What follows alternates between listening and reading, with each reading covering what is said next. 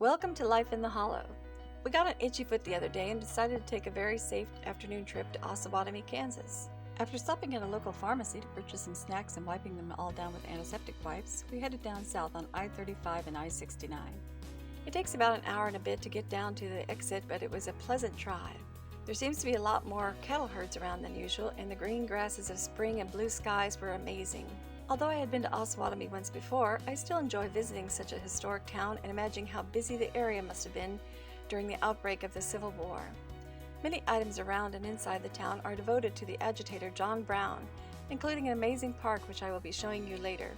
Once reaching the exit toward Osawatomie, we traveled west into the town, and I was pleasantly surprised by all the interesting houses we passed while heading toward the heart of the city.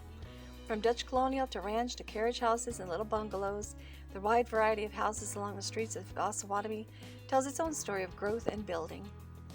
As in almost every small town in the Midwest, the main business area buildings creates that overwhelming presence of history and the men and women who lived and died there.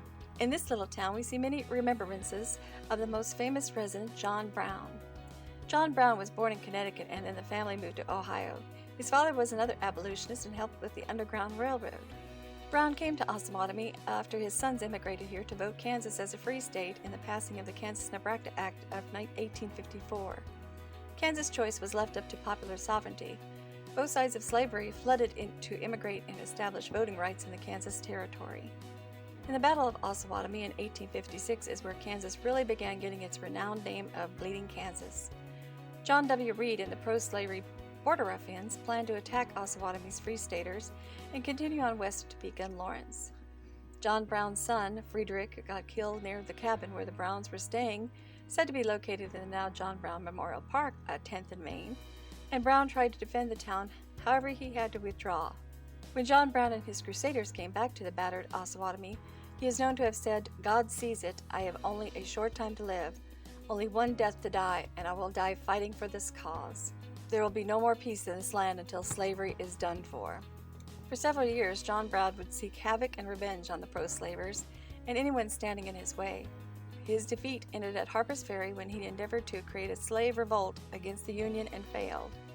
President Abraham Lincoln, who was endeavoring to bring about a more smooth transition to the end of slavery in North America and avoid a civil war, called Brown a misguided fanatic, but also that he had great courage, rare unselfishness, but that no man, North or South, can approve of violence and crime. On May 18, 1859, the famous Horace Greeley established the Kansas Republican Party in Osawatomie, Kansas. John Brown was hung December 2, 1859, in Charlestown, Virginia. But in addition to the memory of John Brown's legacy in Osawatomie is many other historic events and markers. On August 31, 1910, former President Theodore Roosevelt delivered what many have called the most prominent speech in Kansas to 30,000 people in Osawatomie during the dedication ceremony of the John Brown Memorial Park. New nationalism was the speech's theme and was highly controversial at that time. And on December 6, 2011, then-current President Barack Obama gave a speech in front of the Osawatomie High School next to the park on new nationalism as well. An amazing structure in Osawatomie is the historic Mills House. William H. Mills, an oilman from Pennsylvania, came to Kansas and built the first successful oil well west of the Mississippi in Naudesha, Kansas. In 1902, he built the now famous Mills House, a Queen Anne structure and frankly the most amazing architectural house I have seen in many years. With 7,000 square feet and most amazing ornamental woodwork. It cost $49,000 to build, which is the equivalent of $1.5 million today. Near the Mills House is the Asylum Bridge. Totally in disrepair today, it used to connect across the river between the State Mental Hospital and Osawatomie. Down west on the river is the Creamery Bridge, 8th Street north of town. This has a rainbow arch and a short drive across the bridge. Visitors are able to turn left and look over the amazing man-made dam and waterfall. Although it was obviously devoid of fishermen, it was not hard to imagine during a better time multiple anglers tracing around with their rods. While driving through the streets of Osawatomie, be sure to look out for special memorials and signs indicating historic events. On one corner, unexpectedly, we found a soldier's monument, 9th and Main Street. This was dedicated to the burial site of the 5 men killed in the Battle of Osawatomie, August 30, 1856, including Friedrich Brown. And on 6th Street, the first land office still stands across from the old stone church built by Reverend Samuel L. Adair, brother-in-law to John Brown.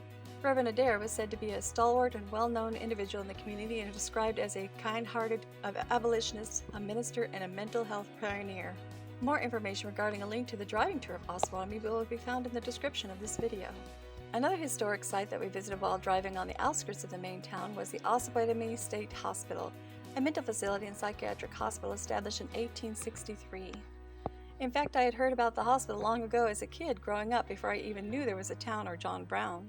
Not many of the original structures are left to see from the beautiful brick road that traverses in front of the grounds, except one old and amazing building with gobs of history and mystery attached, and even said to be haunted.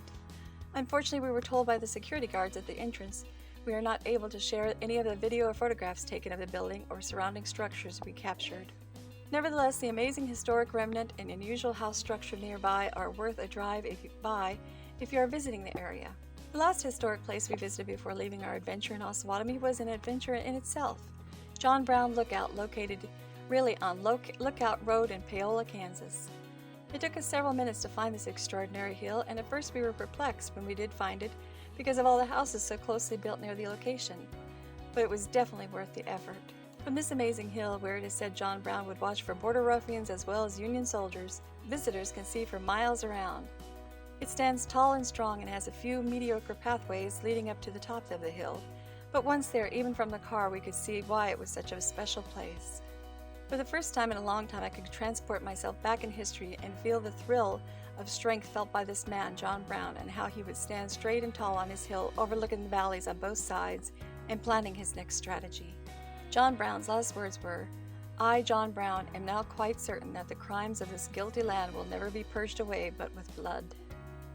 John Brown was considered by many a terrorist and blew the unrest between the states wide open. However, he was a man remembered for fighting to the death of him and many others on both sides for the end of slavery. Was he a terrorist or a hero? Osawatomie, Kansas apparently has made their decision. Thank you for joining me today in Outside of the Hollow, Osawatomie, Kansas. Please like and subscribe to my channel. Make a perfect day.